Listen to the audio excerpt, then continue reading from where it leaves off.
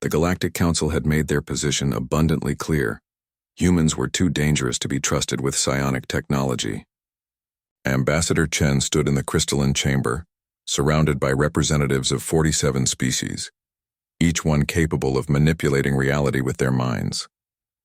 Each one looking at him with something between pity and fear. "You must understand, Ambassador." Krithal's mandibles clicked in what passed for sympathy among the Vextar. "Your species lacks the neural pathways. You are psionically blind, dead zones in a universe of light." Chen had heard it all before. Humanity had reached the stars only to discover they were the only ones who couldn't hear the cosmic song. While other species moved objects with thought, communicated across light years instantly, and even bent space-time itself, humans remained locked in their meat suits, fumbling with primitive technology. "We don't need psionics," Chen replied, keeping his voice steady. "We've done fine without them." "Fine?" The Velshara delegate's scales rippled with what might have been amusement. "You still use ships to travel between stars. You still speak with sound waves. You are children playing with toys while the galaxy moves around you." The session ended as it always did, with polite dismissals and sympathetic head tilts from species who couldn't comprehend what it meant to be so fundamentally alone in one's own skull. Chen retreated to the human district of Unity Station, where Earth's diplomatic corps maintained their offices. The corridors here were deliberately old-fashioned, floors you could walk on without anti-gravity, doors that opened with handles, air you could breathe without enhancement. A bubble of humanity in an ocean of the transcendent. He was reviewing reports when she entered his office. Lyra Shan of the Felidae Concordat moved with liquid grace, her tiger-striped fur catching the light. The Felidae were among the most powerful psionics in known space, capable of projecting thoughts across star systems. Her amber eyes held millennia of genetic memory. "Ambassador Chen," she said, her actual voice surprising him. Most Felidae considered speech primitive. "I need your help. My help." Chen gestured to a chair, another human affectation she'd have to tolerate. "I'm not sure what a psionically blind human could offer." She sat, her tail curling around the chair's leg. "That's precisely why I'm here. There's a phenomenon we don't understand. A silence in the psionic field near Sector 7. Ships enter and stop singing. Psionics lose their abilities completely. Several vessels have gone missing. Sounds like a job for the Council's best psionics. We tried."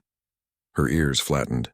"They enter the zone and become like you, blind, helpless. We need someone who's already blind. Someone who won't lose what they never had." Chen leaned back. So humanity was useful after all, as evolutionary cannon fodder. "What's in it for us?" "Recognition. Access to psionic training facilities. A chance to prove your species belongs in the Council." It was everything humanity had been fighting for. "I'll need a crew." "Already arranged." The ship Defiance leaves in 6 hours. The Defiance was human-built, proudly analog in a digital universe. Chen's crew consisted of 12 specialists, all volunteers who understood they might be flying into their own tomb. Lyra Shan was their only non-human passenger, liaison and observer both. The journey to Sector 7 took 3 weeks. Chen found himself in the observation deck one evening, watching stars slide past when Lyra Shan joined him. "Do you ever resent it?" she asked. "Being born without the gift? Do you resent having it?" She was quiet for a moment. "Sometimes I wonder what silence sounds like."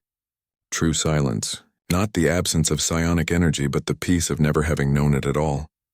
Chen had never considered that perspective. "It's not so bad. We learned to rely on other things. Hands instead of telekinesis. Words instead of thought-sharing. Tools instead of mental manipulation." "Tools," she repeated as if tasting the word. "Yes, that's very human." They stood in comfortable silence until her tail, swaying absently, brushed against his hand on the railing. The contact lasted less than a second, but in that moment Chen felt something. Not psionic energy. He'd have no frame of reference for that. But something else. A connection deeper than thought, older than language. The warmth of another living being. The simple, profound reality of not being alone. Lyra Shan gasped, jerking away. "What was that?" "What was what?" I felt you. Not your thoughts. Your presence, your touch." She stared at her tail as if it had betrayed her. "That shouldn't be possible. Physical contact doesn't register on the psionic plane. It's too crude, too primitive." Chen looked at his hand. Maybe that's our strength. We never learned to transcend the physical, so we never lost touch with it. She met his eyes and something shifted in her expression. Understanding, perhaps, or the beginning of it. The Defiance entered Sector 7 2 days later. Lyra Shan's transformation was immediate and traumatic. She collapsed on the bridge, gasping like a drowning woman breaking surface. "It's gone," she whispered. "All of it. The voices, the connections, the light. How do you live like this?" "One moment at a time," Chen said gently, helping her to her feet. His hand on her shoulder seemed to steady her in ways psionics never could. The crew worked efficiently, mapping the anomaly using instruments instead of mental projections. They found the missing ships dead in space, their psionic crews catatonic from sudden sensory deprivation. But they also found something else, a rift, not in space but in the psionic field itself, a wound that radiated silence. "It's beautiful," Chen said, studying the readouts. "It's terrifying," Lyra Shan countered.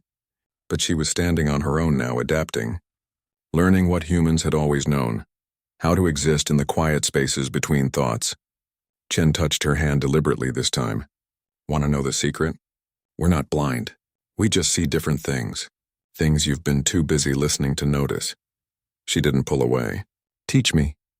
They spent the next week in Sector 7, Lyra Shan learning what it meant to be human, to trust instruments over instinct, to communicate with words, to navigate using eyes instead of cosmic awareness, and most importantly, to value the touch of another being as something precious rather than primitive.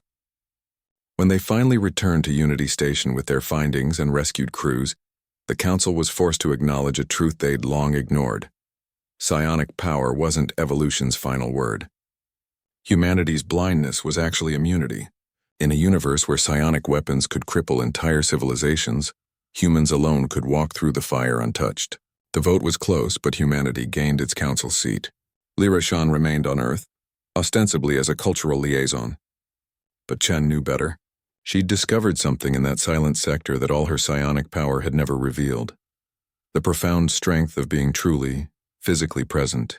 She found him one evening in his garden, a plot of real dirt growing real plants, human stubbornness incarnate. "I'm not going back," she said simply. "To the Concordat? To that way of existing.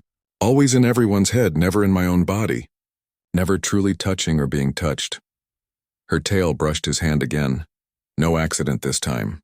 Chen smiled. "Welcome to being human. Fair warning, it's messy, it's limited, and it's frustrating.